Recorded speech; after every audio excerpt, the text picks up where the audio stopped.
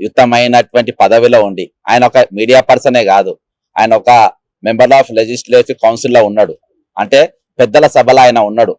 ఆయన కార్యాలయానికి ఒకళ్ళు వచ్చినప్పుడు మరి ఎవరు కూడా 20,000 రూపాయలు ఇచ్చి మరి వాళ్ళు మన కుటుంబ పరిస్థితి బాగలేదు, భర్త అప్పటికి వద్దన్నాడంట, అయినా కానీ మన పరిస్థితి బాగలేదు, 2 నెలలకి ఇంటికి కట్టలేదు అని 3 పిల్లలను తీసుకుపోయి ఇచ్చింది. ఆమెకు షూట్ చేసేది కూడా తెలియదు.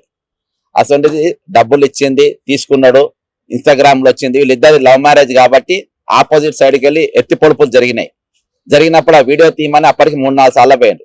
ఈయన ఈ అబ్బాయి సాయి ఈశ్వర్ చారి ఎన్నిసార్లు ఆ కార్యాలయాన్ని క్యూ న్యూస్ కు పోయిండు, ఎప్పుడెప్పుడు పోయిండు, దాని ఫుటేజ్లు మొత్తం బయట పెట్టాలి. నంబర్ 1.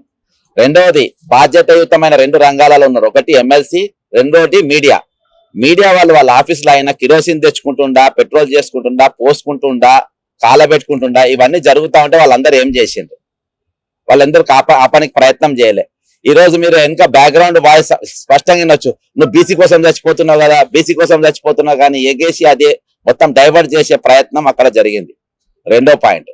3వ పాయింట్, అసలు అక్కడికి వచ్చినాక పోలీసులకు వీళ్ళు ఎందుకు ఫోన్ చేయలే? ఇమీడియట్ గా పోలీసులకు ఫోన్ అక్కడ ఆర్పే ప్రయత్నం ఎందుకు చేయలే? కాబట్టి ఇవన్నీ కూడా ఇందులో పొందుపరచడం జరిగింది.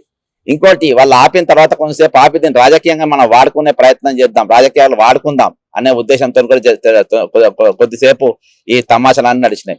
మొత్తానికి ఏదేమైనప్పటికీ ఈశ్వరాచారి ఒక ప్రాణము చాలా విలువైంది.